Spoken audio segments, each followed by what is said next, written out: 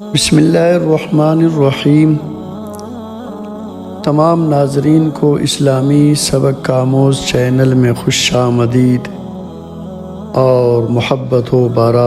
السلام علیکم ورحمۃ اللہ وبرکاتہ۔ جب بنی اسرائیل وادی تی میں پھنس گئے تو رب العزت نے ان پر بہت سارے انعامات کیے۔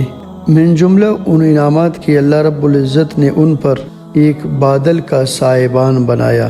چونکہ یہ بادل آسمان کو چھپا لیتا تھا، اس لیے اس کو قرآن مقدس کے اندر غمام کہتے ہیں۔ غمام یہ غمامہ کی جمع ہے۔ غمامہ کی معنی ہے کہ پورا گھیر لینا۔ ایک سفید رنگ کا بادل تھا جو وادی تی میں ان کے سروں پر سایہ کیے ہوئے رہتا تھا، جیسے نسائی وغیرہ میں حضرت ابن عباس رضی اللہ تعالی عنہ سے مروی ہے۔ اور لوگ کہتے ہیں کہ یہ بادل معمولی بادلوں سے زیادہ ٹھنڈک والا اور زیادہ عمدہ تھا۔ مجاہد رحمۃ اللہ علیہ فرماتے ہیں یہ وہی بادل تھا جس میں اللہ رب العزت قیامت کے دن آئے گا، اور یہی وہ بادل ہے جس میں بدر والے دن فرشتے نازل ہوئے تھے۔ جو من ان پر اترا وہ درختوں پر اترتا تھا۔ یہ صبح جاتے تھے اور جمع کر کے کھا لیا کرتے تھے۔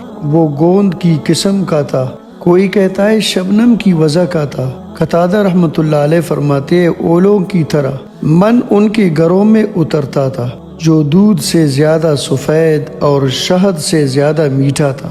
صبح صادق سے لے کر آفتاب نکلنے تک اترتا رہتا تھا۔ ہر شخص اپنے گھر بار کے لیے اتنی مقدار میں لے لیتا تھا جتنا اس دن کافی ہو جائے۔ اگر کوئی زیادہ لے تو بگڑ جاتا تھا۔ جمعہ کے دن وہ 2 دن کا لے لیتے تھے، جمعہ اور ہفتہ کا، اس لیے کہ ہفتہ ان کا بڑا دن تھا۔